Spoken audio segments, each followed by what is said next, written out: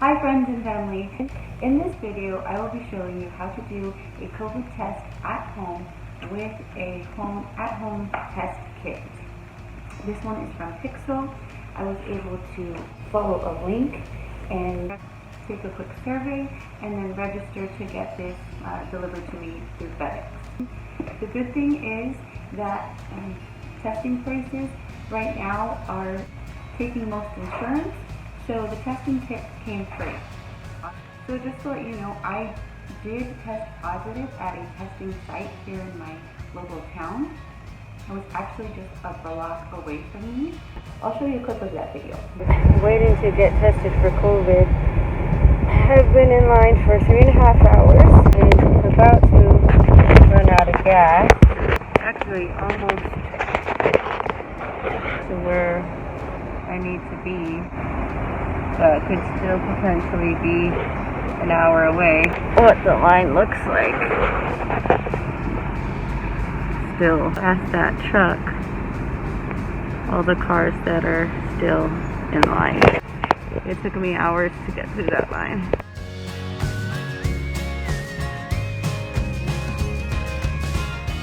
I'm actually next after 5 hours waiting in line.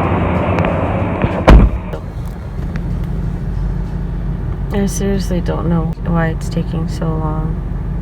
I wanted to show you this video today because on the news and on other sites, people are saying that the test is super uncomfortable and that's why a lot of people are not wanting to take it.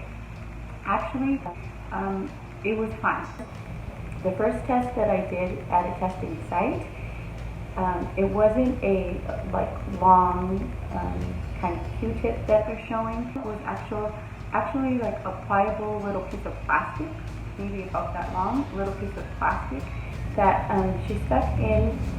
It was in there for a few seconds, less than 5 seconds, took it out, and then put it in the testing tube, and that was it.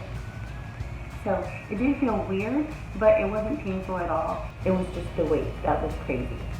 So this is the package. This one was from pixel.labcore.com.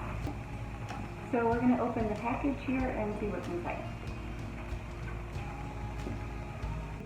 So the first thing is this little note, and so I'm supposed to call FedEx and make sure that I set up a time for them to come pick it up, because I have to take the test on the same day that they're going to come pick it up. And it gives instructions for after you collect your sample, what you should do.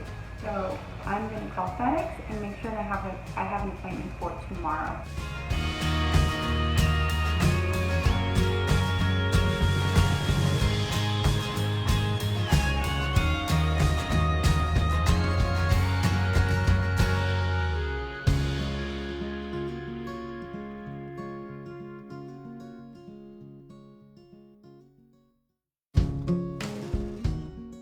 I think it's super important to get tested if you are having symptoms of COVID or if you have been exposed to someone who has tested positive for COVID, because then you'll be able to know how long to stay isolated from people, which is at least 14 days, or if you're still having symptoms after that, to continue to stay isolating, so you know for sure you have COVID and should be staying away from people.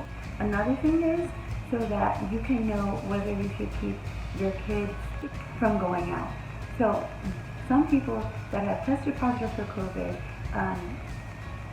are worried that their kids are going to get sick, and then they send them to someone else's house to take care of them, maybe a grandparent or an aunt or a sister or brother. What can happen with that is that your kids can already be positive without showing symptoms. You don't want to send them to family or friend's house and then their grandma or another family member gets sick. If you've been exchanging hugs and kisses and making food for your family already, most likely they have already been exposed to the virus as well. They just might not show any symptoms. So if you end up testing positive, you should keep your whole family home. It is, however, important to look for symptoms in children because they can be different from adults. And I'll share some tips in another video about how to get testing for children and what symptoms to look for in your children.